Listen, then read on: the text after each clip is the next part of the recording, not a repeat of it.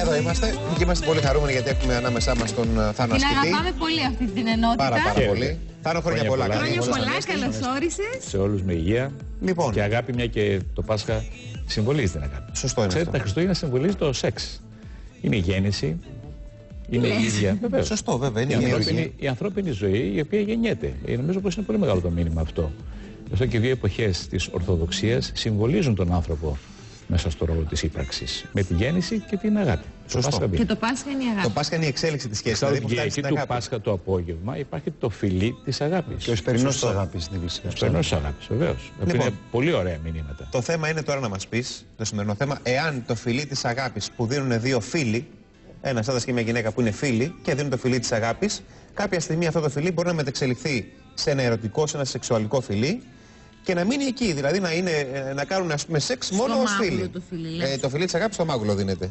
Αλλά αν αυτό μπορεί να... Αυτό λέμε ρε παιδί μου, αν μια σχέση φιλική μπορεί να εξελιχθεί και σε σεξουαλική. Αν αυτό που λέμε ποτέ υπάρχει τελικά φιλία μεταξύ άντρα και γυναίκα. Ή πάντα υφέρπει ένα σεξουαλικό στοιχείο μέσα. Αυτοί ήταν φίλοι και μετά από χρόνια καταλάβανε ότι ήταν εκεί που πήγαινε να χάσει ο ένας τον άλλον. Καταλάβανε ότι ήταν τελικά ερωτευμένοι και δεν πρέπει να το κάνει. Υπάρχει αυτό. Πολλοί άνθρωποι έχουν ξεκινήσει τη σχέση τους ως φίλοι. Καταρχήν στους χώρους δουλειάς. Θα σας πω ότι η φιλία είναι ένα πολύ βαθύ ψυχικό χάρισμα της ανθρώπινης ζωής. Ο άνθρωπος που δεν έχει φίλο δεν είναι ο άνθρωπος ο ίδιος με τον εαυτό του καλά. Ψυχικά δεν είναι όριμος. Η φιλία είναι υπέρτατο αγαθό της ψυχικής γενεοδορίας και της ανάγκης να ζεις με φίλους. Φιλία σημαίνει ένα υπέρτατο ιδανικό ανιδιοτέλειας και ψυχικής επένδυσης, καθημερινής ανάγκης της ζωής σου.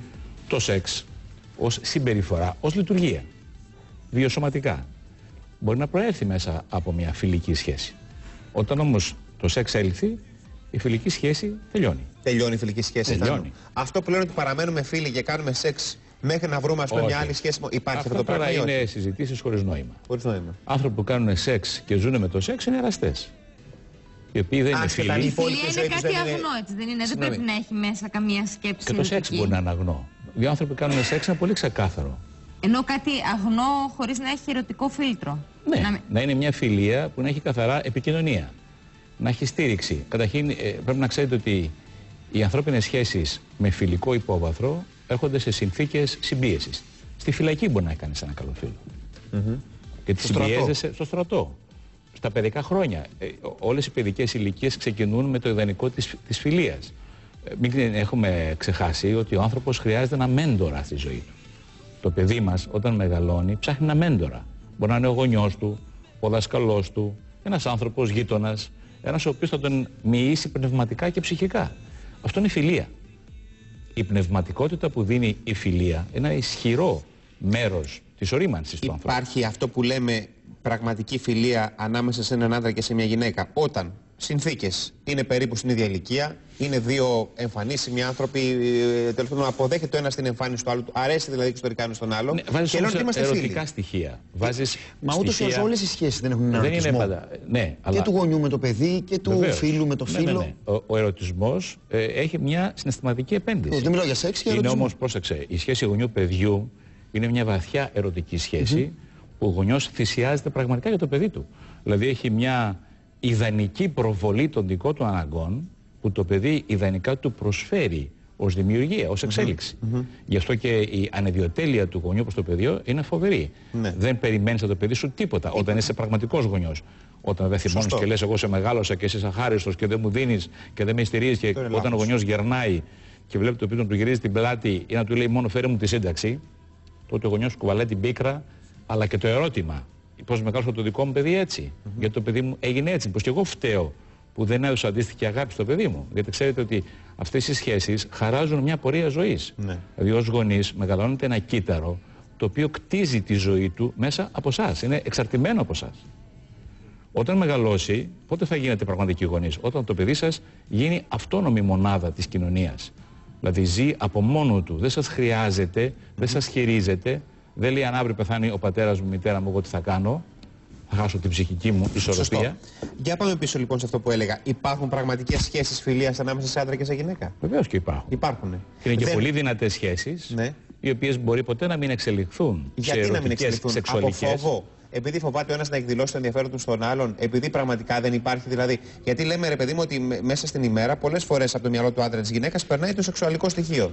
Άρα λοιπόν με έναν άνθρωπο που είσαι πολύ μαζί και είναι φίλος και δεν έχει άλλη σχέση εκείνη τη στιγμή, δεν μπορεί να το σκέφτεσαι ότι θα μπορούσε να κάνει και κάτι με αυτόν τον άνθρωπο? Θα μπορούσε, αλλά δεν είναι απαραίτητο στοιχείο της σχέσης μιας δυνατής φιλίας το σεξ.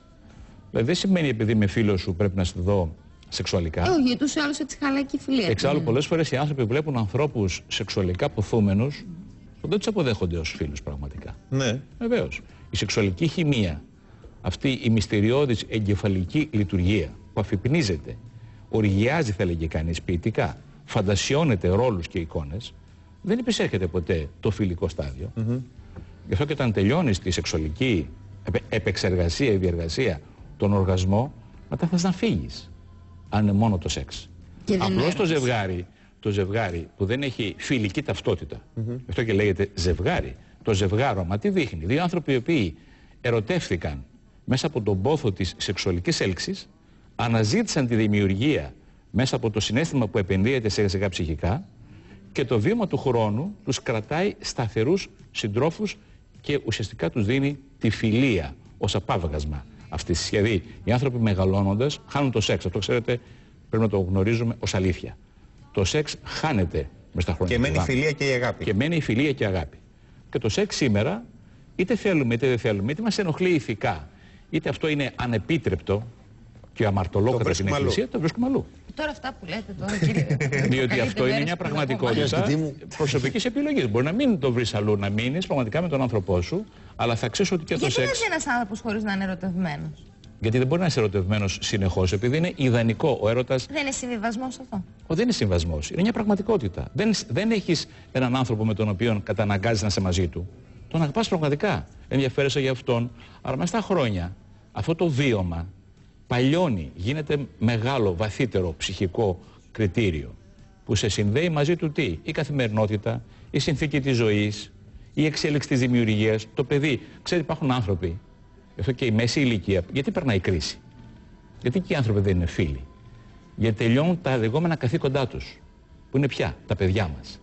Τα παιδιά μας ορίζουν ρόλους και μας καθορίζουν ως γονείς απέναντί τους σε στάδια ανάπτυξης που οριοθετούμε την πραγματικότητα. Δηλαδή τα παιδιά μας από την παιδική ηλικία στην εφηβεία αρχίζουν και μας βλέπουν και επαναπροσδιορίζουν εκείνα απέναντί μας στη σχέση τους. Αντίστοιχα τι κάνουμε και εμείς το ίδιο. Όταν φύγουν τα παιδιά μας και ο γονιός περνάει το πένθος της απώλειας, το παιδί σου φεύγει έξω, πάει να ζήσει μόνο του, παντρεύεται. Ξέρετε ότι η μάνα του γιου κλαίει στην εκκλησία. Γιατί κλαίει? Και δεν είναι υπερβολικό αυτό. Από χαρά. Κλαίει από πένθος. Γιατί χάνει το παιδί το πένθος. Μην το δείτε να είναι ενός θανάτου, έτσι. Ναι. Αλλά ειδικά στην Ελλάδα θέλω να πούμε. Ειδικά η μάνα με το γιο. Πολύ πιο δύσκολα αποκαλακτίζεται ένα παιδί εδώ στην Ελλάδα από τη μάνα, το αγόρι. Όχι, γιατί σκέφτεσαι και πώς έχεις μεγαλώσει το παιδί. Κοιτάξτε, ποιος γονιός σήμερα λέει στο παιδί του φύγει από το σπίτι? Κανένας. Όταν πάει 30 χρόνια και κάθεται ο γιος μου και λέει τι ωραία που περνάω. Είναι ωραίο να παίρνω και 600 ευρώ, μου σιδερώνει η μάνα. Στο εξωτερικό γιατί όμως αποκαλακτίζουν τα παιδιά, κόβουν τον ομφάλιο λόρο και τα βγάζουν στην κοινωνία πιο γρήγορα? Άλλες είναι οι αντιλήψεις της ζωής και τα κίνητρα που παίρνουν εκεί οι νέοι άνθρωποι.